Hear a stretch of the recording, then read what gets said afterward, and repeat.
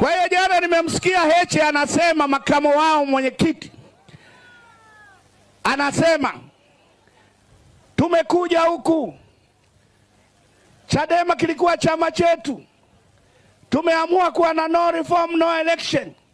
Tunashangaa kuna watu wanajiita G55 wametusaliti na sasa wametangaza kuhama chama.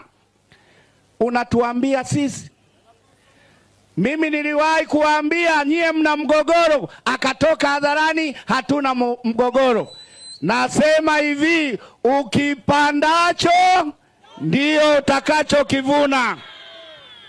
Sasa hivi sio siri tena kwamba kuna mgogoro mkubwa ndani ya Chadema, na yeye Heche anawatuhumu wenzake kwamba wamewasaliti.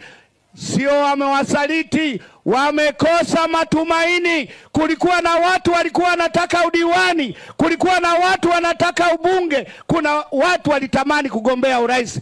Uongozi wa sasa wa Chadema umeondosha matumaini hayo, na hiki kinachowakuta, Chadema inaenda kufa mikononi mwao. CCM oye! Kwa hiyo kimsingi, John Heche, usitafute mchawi.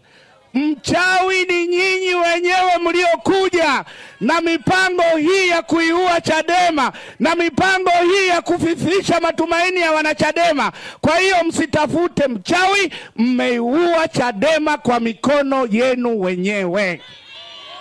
CCM oye! Anaanza kusema eti hawa wamehongwa. Usitafute mchawi. Na unaposema kuhongwa, na wewe ujue John Heche uko kwenye nyumba ya vioo, usirushe mawe. CCM oye! Yuko kwenye nyumba ya vioo, asirushe